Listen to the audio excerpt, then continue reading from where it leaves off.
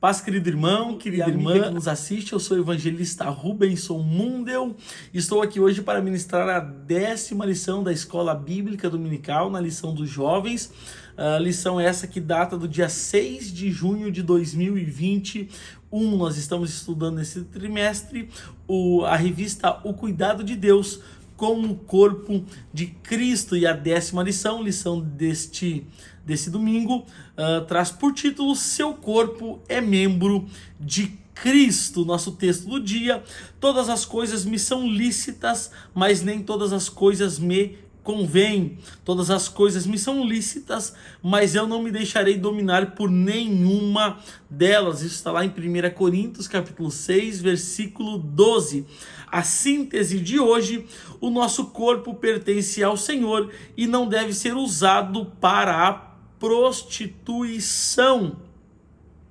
O objetivo geral dessa lição, no tópico 1, conscientizar de que a liberdade em Cristo não pode ser confundida com a libertinagem. E perigoso é isso, nós vamos aprofundar mais para frente, mas uma coisa é liberdade, outra coisa é usar a liberdade para a libertinagem.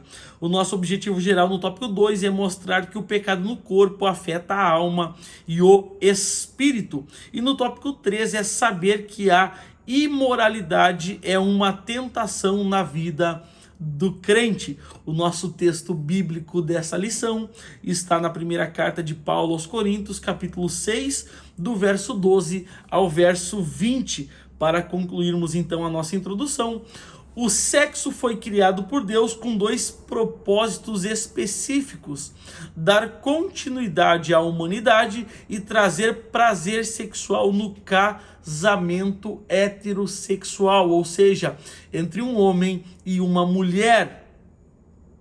A cultura de imoralidade da cidade de Corinto reforçava a seriedade com que o apóstolo adverte os cristãos para não ceder a qualquer motivo que pudesse levá-los à imoralidade sexual e a contaminar o corpo, que é o templo do Espírito Santo. Eu já quero deixar um texto nessa introdução, ou para concluirmos a introdução.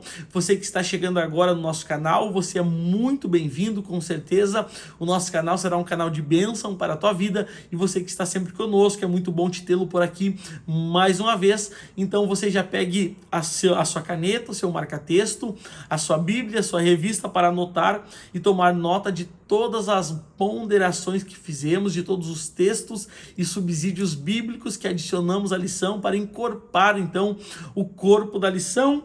E o primeiro texto que vamos deixar é a primeira carta de Paulo aos Coríntios, capítulo 6, verso 18. A Bíblia diz: resisti ao diabo e ele fugirá de vós. Então, quando a nossa batalha é contra o diabo, a Bíblia diz: resiste ao diabo e ele fugirá de vós. Mas quando a nossa batalha é contra a fornicação, contra a prostituição, 1 Coríntios 6,18 diz: fugir da prostituição. Outra tradução vai dizer: fugir da fornicação.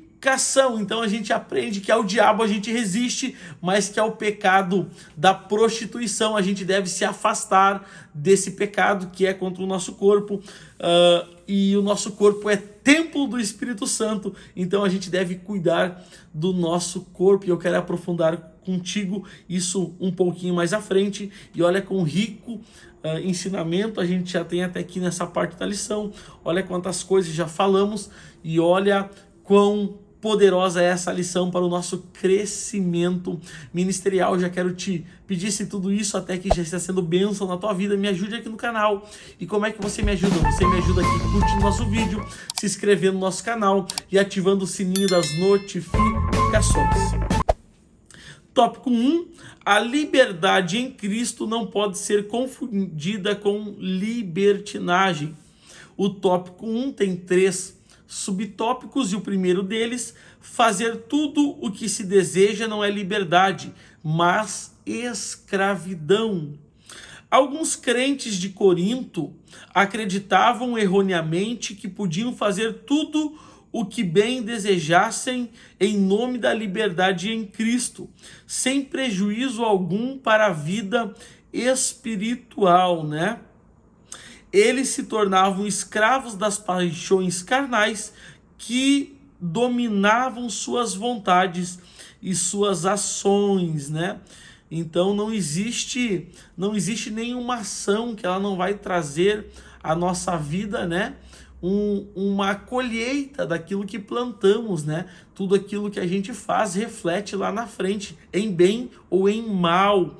E a Bíblia está dizendo aqui que eles pensavam que não teriam nenhum prejuízo, né, com aquilo que eles faziam, mas sempre tem uma somatória, sempre tem um extrato daquilo que fazemos, que a gente deve assumir a responsabilidade dos nossos atos. E um texto importante nesse ponto para concluirmos o tópico 1, porque nós sempre resumimos os nossos tópicos e subtópicos de uma forma clara, concisa e bem objetiva, para a gente não alongar tanto o nosso vídeo, não ficar um vídeo tão longo, tão cansativo. Então a gente resume cada tópico de uma forma clara e bem objetiva. Gálatas 6:7 vai dizer: não erreis, Deus não se deixa escarnecer, tudo que o homem semear também ceifará, né? Eu sempre digo que o nosso Deus é tão bom e tão maravilhoso que ele deixa a gente plantar e semear o que a gente quiser, mas o nosso Deus é tão justo que aquilo que o homem plantar, o homem colherá. E aquele que sabe o que planta não tem medo da colheita. Glória a Deus. Subtópico 2, livre é quem está em Cristo. A palavra de Deus nos mostra que só tem liberdade real, a verdadeira, quem está em Cristo. A expressão em Cristo era querida pelo apóstolo e aparece 86 vezes nas suas cartas. Isso sem considerar a expressão análogas, as expressões análogas como nele e no qual. Quando uma palavra é usada com frequência por um autor, se torna uma palavra-chave para a interpretação do texto, né? Interpretação do texto, que é isso, né? Cada um de nós prestará contas, né, daquilo que pregou, daquilo que ensinou. E como é que eu prego o que eu ensino? Através daquilo que eu interpreto do texto, né? Através das ferramentas que eu uso para interpretar o texto bíblico, e a partir daquilo que eu interpreto, eu prego e eu ensino. E a gente tem que ter cuidado disso, porque cada um prestará conta de tudo que faz, de tudo que prega, de tudo que ensina, de tudo que canta. Então devemos estar prestando atenção nisso, tá bom? O mundo ainda está debaixo da maldição do pecado. No entanto, em Cristo é possível manter a integridade de uma vida cristã santa, né? Em Cristo é possível a gente levar uma vida de santidade na presença de Deus, à espera da redenção final. Assim, Paulo recomenda viver a liberdade de Cristo andando no Espírito, vivendo em Cristo e dominando a vontade da carne, né? Eu quero deixar 2 textos da palavra de Deus nesse momento, para a gente fundamentar e concluir esse subtópico 2. O primeiro está na primeira carta de João, capítulo 5, versículo 19, que diz: sabemos que somos de Deus e que todo mundo jaz do maligno, né? Então, embora o mundo, querido irmão, querida irmã, seja do maligno, nós estamos em Deus. O texto está na segunda carta de Paulo aos Coríntios, capítulo 4, versículo 4, que diz: nós, nos quais o Deus deste século cegou os entendimentos dos incrédulos, para que não lhe resplandeçam a luz do evangelho da glória de Cristo, que é a imagem de Deus. Então, o que a Bíblia está dizendo? Que o Deus desse século, o diabo, Satanás, o Deus com D minúsculo, né? Ele cegou o entendimento dos incrédulos, né? Para que a palavra de Deus, a luz do evangelho, não resplandeça sobre eles. Mas nós somos e sabemos que somos filhos de Deus, aleluia! Com isso concluímos então o subtópico 1, o subtópico 2, avançamos ao subtópico 3, que tem como subtítulo o oposto de estar em Cristo. Alguns cristãos de Corinto, em nome de uma liberdade equivocada do estar em Cristo, na realidade estavam em Adão, né? Aqui Adão simboliza o pecado. Adão, o primeiro homem, né? A Bíblia diz que por um homem entrou o pecado no mundo, né? E esse homem foi Adão. Então aqui estar em Adão simboliza uma vida de pecado, né? Mas Jesus, ele não é o segundo, ele é o último Adão, né? E ele trouxe a redenção sobre a humanidade. No finalzinho, todos os seres humanos estão em Adão, até que passam, mediante a fé, a estar em Cristo. A expressão em Cristo descreve a posição da pessoa remida, livre da tirania do pecado. Eu quero deixar 2 textos para você nesse momento, e com esses 2 textos estaremos concluindo o tópico 1. O primeiro texto está na segunda carta de Paulo aos Coríntios, capítulo 5, versículo 17, que diz assim que, se alguém está em Cristo, nova criatura é, as coisas velhas passaram, e eis que tudo se fez novo. Então, se você, irmão, irmã, está em Cristo, você é uma nova criatura, as coisas velhas passaram, e eis que tudo se fez novo. O segundo texto está na carta de Paulo aos Romanos, capítulo 6, versículo 14, que diz: porque o pecado não terá domínio sobre vós, pois não estáis debaixo da lei, mas estão debaixo da graça. E se a gente está debaixo da graça de Cristo, o pecado não tem domínio sobre a minha e a tua vida. Glória a Deus. Você pode glorificar a Deus por essa palavra. Olha quanto ensinamento, quão profundo, quão maravilhoso é o ensinamento da palavra de Deus, ensinamento bíblico, bem solidificado na palavra de Deus, o crescimento que ele nos traz no âmbito ministerial, no âmbito pessoal. Então isso é indispensável. Tópico 2, o pecado no corpo afeta a alma e o espírito. O tópico 2 tem também 3 subtópicos. O primeiro deles, o pecado no corpo. O apóstolo estimula o crente a mortificar a carne e a ser servo da justiça, para não pecar contra Deus, né? Então o apóstolo, ele estimula o crente a mortificar, ou seja, matar a sua carne, né?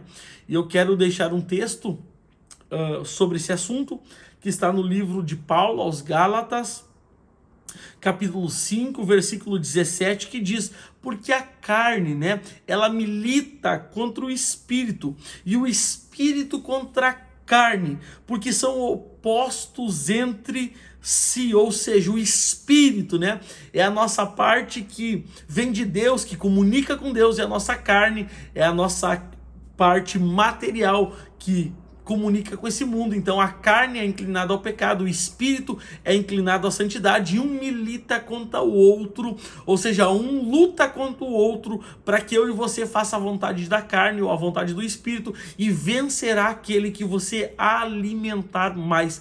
Se você alimenta a carne, com certeza a carne prevalecerá, e daqui um pouquinho você estará fazendo a vontade da carne. Mas se você alimenta o espírito através da oração, da consagração, da leitura da palavra de Deus, o espírito prevalecerá e você estará agradando a Deus. Eu falo para irmãos de todas as idades, mas principalmente a jovens, a meninos, a meninas, e eu quero te dizer, jovem, que você alimente o teu espírito com a palavra de Deus, alimente o teu espírito com oração, com jejum, com consagração, alimente o teu espírito com louvores, com adoração a Deus, e você levará uma vida na sua mocidade de santidade ao Senhor. Glória a Deus.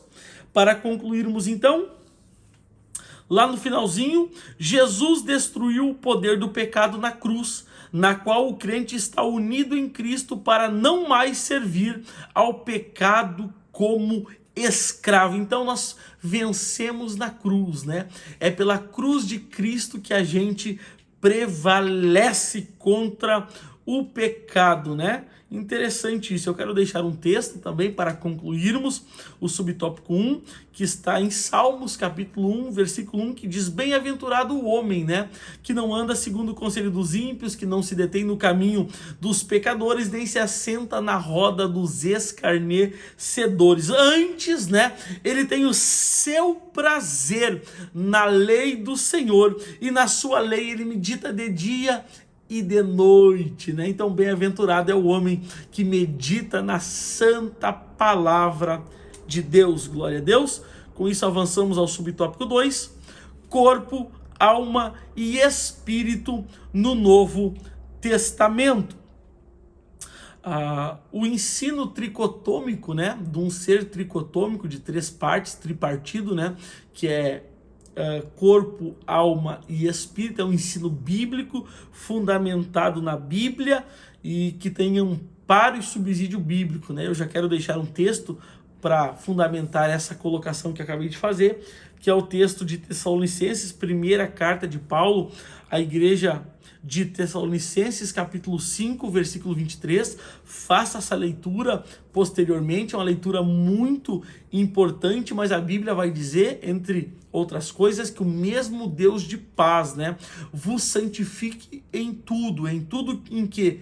Em todo o vosso espírito, em toda a vossa alma e em todo o vosso corpo, né, e que tudo isso seja conservado íntegro e irrepreensível para a volta, né, ou para a vinda de Jesus Cristo. Então a gente entende e crê que o ensino tricotômico é um ensino bíblico amparado pelas Escrituras. A gente sabe que tem pessoas que ensinam a dicotomia, mas a gente, enquanto assembleianos, somos tricotômicos, né? E da metade para o final vai dizer assim: apesar de ser conhecedor da cultura grego-romana, depois da sua conversão a Cristo, Paulo via o ser humano como um todo. O apóstolo recomendava a preservação tanto do espírito como do corpo. Nosso corpo somente passa a ser habitação do espírito quando, pela fé, entregamos nossa vida a Jesus Cristo, crendo no seu sacrifício remidor. Então, depois que eu e você recebemos a Cristo como Senhor e Salvador da nossa vida, a gente passa a ser templo do Espírito Santo. Olha quão honrada é esse privilégio, quão honrado é um homem, uma mulher de Deus que são templos do Espírito Santo.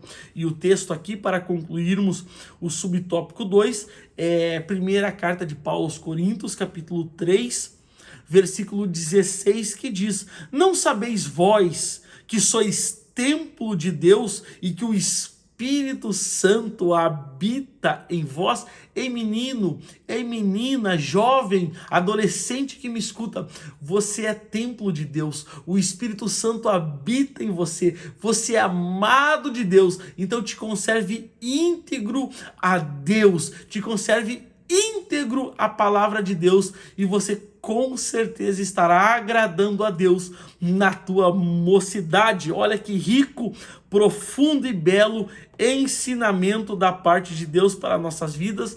E eu quero te pedir, se tudo isso já está sendo bênção na tua vida, me ajude aqui no meu canal. E como é que você pode me ajudar? De uma forma muito simples. Você me ajuda curtindo nosso vídeo, se inscrevendo no nosso canal e ativando o sininho das notificações. Glória a Deus.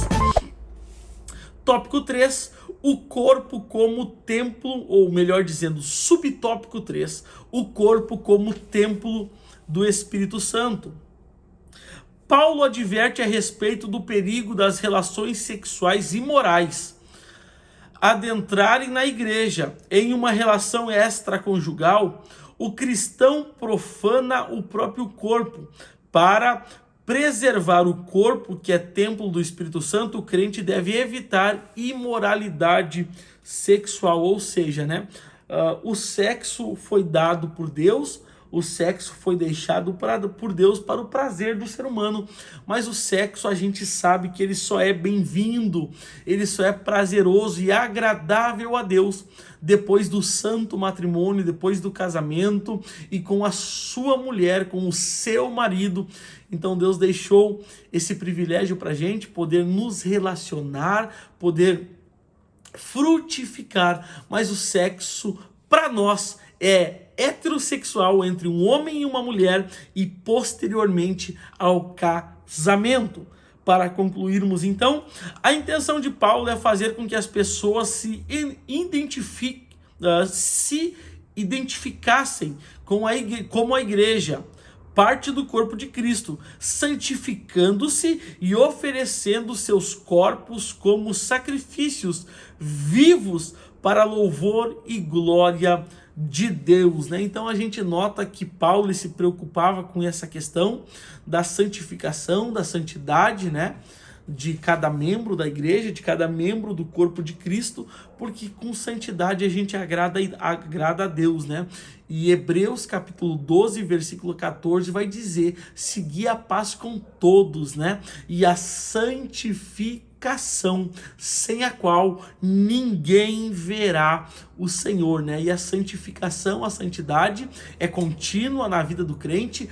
Hoje mais santo do que ontem e amanhã mais santo do que hoje. Santo não é perfeito, santo é separado. Separado do quê? Separado do mundo e consagrado a Deus. Glória a Deus. Com isso então avançamos ao terceiro tópico, último tópico dessa lição. Tópico 3, a imoralidade é uma tentação na vida do crente, né? O tópico 3 também tem 3 subtópicos, sendo o primeiro deles: fomos comprados por bom preço, diga não à tentação, né? A gente foi comprado por bom preço, então a gente deve honrar o sacrifício de Cristo, dizendo não à tentação. Eu quero deixar 2 textos da palavra de Deus nesse momento já, antes de começar a ler o tópico. Anote, tome nota de todas as referências, anote num caderno, marque com marca-texto, para posteriormente você poder ler o texto com texto e aprender tudo quanto o ensino e a Bíblia tem a nos ensinar. O primeiro texto está na primeira carta de Pedro, capítulo 1, versículo 18, que diz: sabendo que não foi com coisas corruptíveis, como a prata ou o ouro, que fostes resgatados da nossa vã maneira de viver, que por tradição recebestes de vossos pais. Então, o que o apóstolo está dizendo? Ele está dizendo que a gente levava uma vida vã, vivia de uma vã maneira, tá? E que Cristo nos comprou, não foi com prata, não foi com ouro, mas o verso 19 responde: mas com o precioso sangue de Cristo, como de um cordeiro imaculado e incontaminado. A gente foi comprado para Deus, né? Então que a gente venha honrar o sacrifício de Cristo, porque a nossa salvação é graça, mas não foi de graça. O preço que Cristo pagou pela minha e pela tua vida foi muito alto, foi um preço de cruz, foi um preço de sangue pela minha e pela tua vida. Então, a gente foi comprado por bom preço e devemos dizer não à tentação. E o segundo texto está na carta do apóstolo Tiago, capítulo 1, versículo 13, que diz: ninguém sendo tentado, diga, de Deus sou tentado, porque Deus não pode ser tentado pelo mal, e a ninguém tenta, né? A gente é tentado pela nossa concupiscência, né? O que é isso? É o desejo exacerbado, descontrolado por alguma coisa, né? Isso dá a luz, melhor dizendo, ao pecado, né? Então a gente deve nos mantermos íntegros, fiéis e com uma vida santificada. Vamos adentrar ao tópico agora? Quem procura estabelecer sua própria justiça não é justificado, né? A Bíblia vai dizer no livro de Isaías, né, que a nossa justiça são como trapos de imundícia, né? Pois a justificação só pode ser alcançada por meio da fé na obra vicária de Jesus. Logo, a igreja que não preserva esse princípio tende ao liberalismo e à apostasia na fé. Então a gente precisa ter cuidado com isso. A justificação pela fé é uma doutrina bíblica que acertadamente exclui a necessidade de obras meritórias para a justificação do ser humano, porém não abre possibilidade para outro extremo do antimonismo, a desobrigação da lei moral, né? Então o que é isso? A Bíblia nos ensinando que a gente é justificado pela fé em Jesus Cristo e não pelas obras, mas ao mesmo tempo ela nos impõe a necessidade de observarmos a palavra, de observarmos os mandamentos e vivermos segundo a palavra de Deus. Aleluia! E para concluirmos então o subtópico 1 do tópico 3, a justificação precede o processo da santificação. Assim, uma vez justificado, o cristão inicia o processo da santificação, que é permanente. Por isso, diga não à tentação, né? E Romanos capítulo 1, versículo 5, o importante texto nesse ponto da lição vai dizer: tendo sido, pois, justificados pela fé, temos paz com Deus por nosso ou por meio de nosso Senhor Jesus Cristo. Então, querido irmão, querida irmã, você adolescente, jovem que me escuta, menino e menina, não deixe o diabo dizer que você é um pecador, que o diabo dizer que você não tem mais saída, não tem mais solução para a tua vida, porque a Bíblia diz que por meio de Cristo, pela fé na obra de Cristo, nós somos justificados e temos paz com Deus. Glória a Deus. Subtópico 2, resistir à tentação e glorificar a Deus com o corpo e o espírito. Da metade para o final diz assim: assim, uma vez justificados e participantes do processo de santificação, os crentes já vivem uma dimensão da vida eterna com Deus. A graça redentora de Cristo assegura a entrada em uma vida interminável na presença de Deus, que não se interrompe com a morte física, né? Eu sempre digo que a morte, ela é um veículo. Que veículo é esse, irmão? Um veículo que nos conduz à eternidade, né? A morte é um veículo que nos conduz à eternidade, seja ela com Deus ou não, né? Mas a morte é um veículo que nos conduz à eternidade.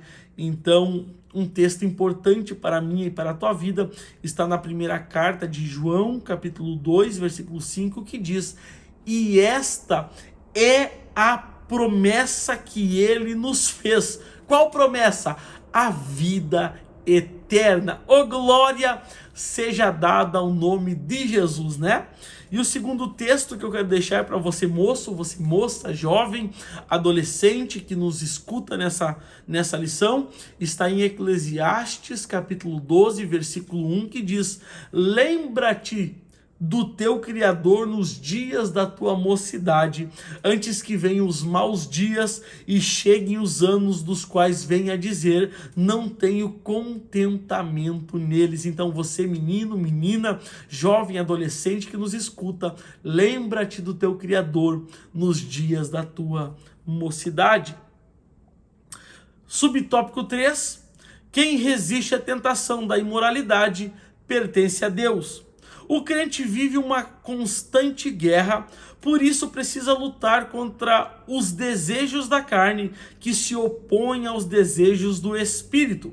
Para vencer os desejos da carne é preciso fortalecer a vida espiritual, lendo a palavra de Deus, orando, jejuando, participando dos cultos e da comunhão com os santos, né? Então, eu quero te deixar aqui duas orientações, né, para você vencer a carne. Qual orientação? Primeiro, uma vida de oração. Querido irmão, querida irmã, jovem, adolescente que me escuta, sem uma vida de oração é impossível vencermos o desejo da carne, a força que a carne tem. E o segundo conselho é uma vida de leitura da palavra de Deus. Sem a oração, sem a leitura, jamais venceremos a tentação. Mas uma vida de oração, uma vida de leitura, de consagração a Deus, nos fará vencedor e prevaleceremos sobre a tentação. E para encerrarmos essa lição, eu quero deixar um texto. O texto está em Atos dos Apóstolos, capítulo 6, versículo 4, que diz assim: mas nós quem? Os apóstolos, perseveraremos no que? Na oração e no ministério da palavra de Deus. Então note que homens como eles, né, apóstolos que andaram com Cristo, que caminharam com Cristo, que aprenderam com Cristo, que viveram com Cristo, eles não abriram mão de duas coisas: oração e palavra. Oração e palavra. Oração e palavra é a chave da vitória para todos os cristãos. Glória a Deus. E se tudo isso foi bênção na tua vida, eu te peço, por gentileza, me ajude aqui no canal. E como é que você me ajuda? Você me ajuda curtindo nosso vídeo, se inscrevendo no nosso canal e ativando o sininho das notificações. Glória a Deus.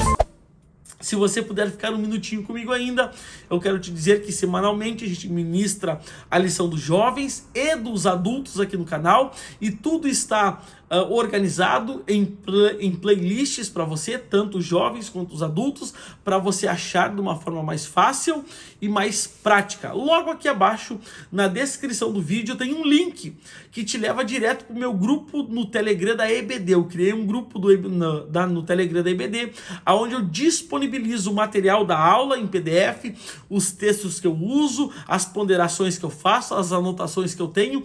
Tudo isso eu disponibilizo gratuitamente no grupo do Telegram da EBD. Então você entra para o grupo do Telegram e você terá acesso a esse material de uma forma gratuita. Também aqui na descrição do vídeo, logo aqui abaixo em algum lugar, tem um link que te leva direto para outro grupo do Telegram que eu criei, que se chama Apocalipse Descomplicado, e aonde ali eu me detenho a falar sobre o livro de Apocalipse, sobre as revelações finais dos tempos. E você que é um entusiasta desse livro, você que é um apaixonado pela palavra de Deus e tem afinco em querer saber o que vai se dar nos últimos tempos, entre para o grupo do Telegram e eu disponibilizo o material também de forma gratuita. E logo aqui abaixo, em algum lugar, tem um link que te leva direto para o meu grupo, melhor dizendo, que te leva direto para o meu Instagram. E você me seguindo no meu Instagram, entrando para os grupos no Telegram, você terá acesso a todo o material que eu disponibilizo gratuitamente